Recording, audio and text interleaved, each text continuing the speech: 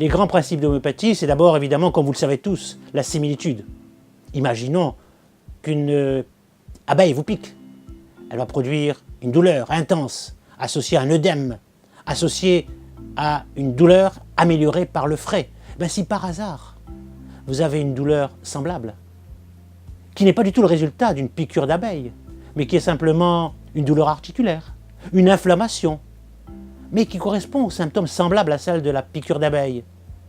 C'est-à-dire une douleur articulaire avec une inflammation, avec un œdème et améliorée par le frais, comme si la personne avait été piquée par une abeille. Et c'est évidemment l'utilisation de venin d'abeille, par analogie, les semblables guérissent les semblables.